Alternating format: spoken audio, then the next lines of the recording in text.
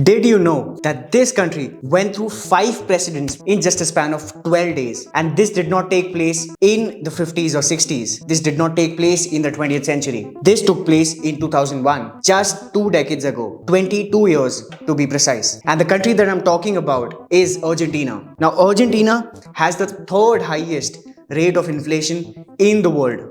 This is crazy. What does this mean? This means that whatever an average Argentine bought in 2022 is available at more than double the price in 2023. This is what inflation does. It increases the price of commodities in a country. And in Argentina's case, people have to pay double the price of what they paid in 2022. But this was not always the case in the country. In fact, Argentina was one of the richest countries in the world in the early 20th century.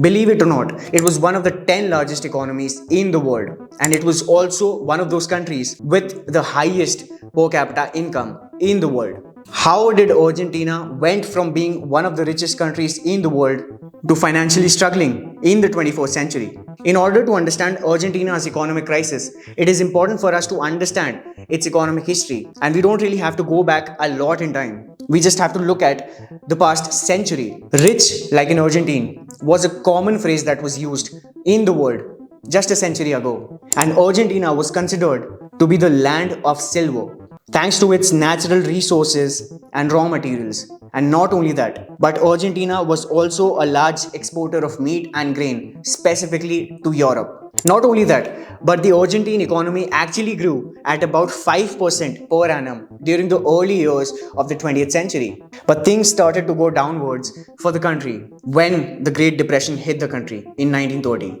As the Great Depression hit the world, the demand for the exports of Argentina declined. Now Europe and the US, they were no longer demanding meat and grain from Argentina. And as a result of the decline in exports of the country, the revenues of the country, they started falling. And with the fall in the revenue of the country, the government was not able to pay its public workers. And this led to a huge unrest throughout the country. This eventually led to a military coup that was staged in the same year in 1930 when the military took over the country. But the Great Depression or the 1930 crisis was not entirely responsible for the current economic condition of the country. One of the major reasons for the economic crisis in Argentina is said to be the rise of a populist leader, Juan Perón, in the 1940s. Juan Perón followed a fascist ideology and was a follower of the Italian dictator Benito Mussolini. Juan Perón was the president of Argentina from 1946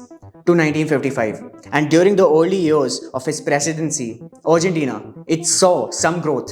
However, things started to get worse by the early 1950s, and this was due to Perón nationalizing businesses in the country. A lot of business leaders and company owners, they were unhappy with this move, as Perón, he started to nationalize businesses in the country. And not only that, but the government control, it spread out throughout the country, and this led to the downfall of the country. You see, nationalization of businesses, it led to the drying up of investments in the country, and as a result, the economy, it started to suffer. Not only that, but inflation in the country, it soared over 40%. In 1955, Perón was ousted by the military, and once again the military took over. So Perón left the country paralyzed with debt payments to keep up with. Coming to 1976, at this point, the country was once again being run by the military, and situations, they did not become better. In fact, between 1976 and 1982, government borrowings, they increased, and Argentina actually was part of a dirty war, which was the Falklands War, which is also known as the Dirty War. Not only did the country lose the war, but the borrowings of the country, they also increased, especially from US and British banks. On top of that, inflation, it rose to heights that was never seen before. People actually became aware of the term hyperinflation. It was as early as 1976 that the country experienced an inflation rate of over 600%. It did not stop at 600%. And it was also during this time that the country's foreign debt, it increased from $8 billion to $46 billion. The country, it fell into a deeper crisis when the US Federal Reserve, it increased the interest rate to 20% to tame inflation. And as a result, this Latin American nation had to reschedule its debt. In 1983, the country did witness democracy because the people were unhappy with the way the military ruled the country. However, this democracy did not do much for the economic growth of the country. During this period of time, public payrolls, public wages, they did increase, but the revenues, they remained stagnant. There was no increase in the public revenues. This led to the government printing excessive amounts of money, which led, and I kid you not, to an increase in inflation rate to over 3000%. At that point of time, Argentina, it was not only struggling from excessive money supply or money printing in the country, but it was also suffering from the huge amount of debt that its government had taken. This is when Carlos Menem was appointed as the president of the country. Under Menem's presidency, the country did see some economic growth. For example, inflation in the country, it was reduced to single digits. The country witnessed a double-digit economic growth. Not only that, but the country's currency, peso, also strengthened. However, it was also during this time that the government spendings, they increased, and the government was unable to control its government spendings, and hence its debt, it increased to $160 billion. Carlos Menem left the government with high amounts of debt to be paid. Unemployment in the country, it also went past 20%, and the country, it started to witness recession. And by 2001, the country had witnessed 5 presidents in a span of less than 2 weeks. The nation went through a 4-year recession. Also, the government stopped paying its debt of over $100 billion, and this was world's biggest default that was known at that point of time by any country. Now, coming to the last 10 years of Argentina, the last president, Macri, he took billions of dollars of loan, ensuring Argentina's economic growth and fighting for its economic reforms, specifically free market economic reforms. This did not take place, and Argentina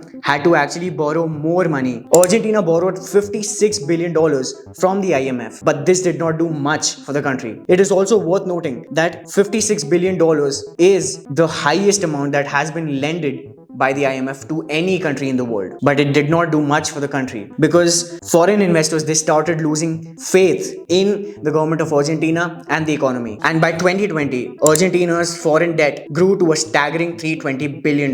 Not only that, but its current inflation rate is over 100%. Here are 3 of the major reasons for the economic crisis in Argentina. Number 1, Argentina has spent a huge amount of money on its social welfare programs, and this is not a recent phenomenon, but it has been going on in the last century. Argentina's government spends 2/3 of its budget on social welfare programs and public spending. Instead of spending a significant chunk of its budget on technology and innovation, the country has allocated that amount to social welfare systems to pay off its public employees. This is one of the major reasons as to why Argentina has been struggling for the last few decades. Now, the second reason is the excessive money printing.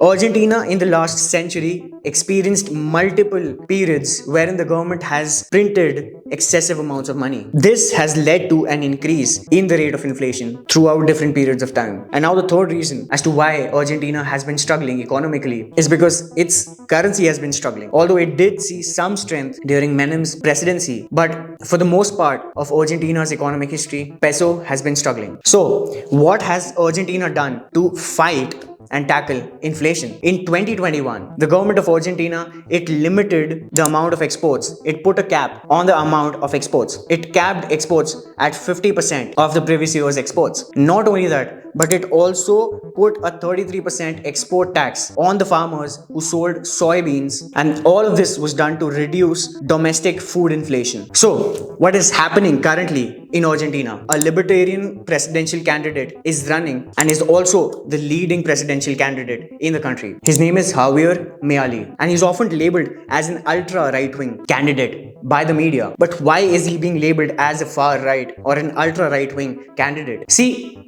he has proposed the dollarization of the Argentine economy. Not only that, but he has called the Argentine central bank the worst garbage in the world. What do we mean by dollarization of an economy? You see, dollarization happens when the economy of a country adopts the US dollar as the legal tender. So currently, Argentina's legal tender is peso. This libertarian candidate, Javier Milei, he is proposing for dollarization of the Argentine economy, which means that all of the peso that has been regulating in the country will be converted to US dollars.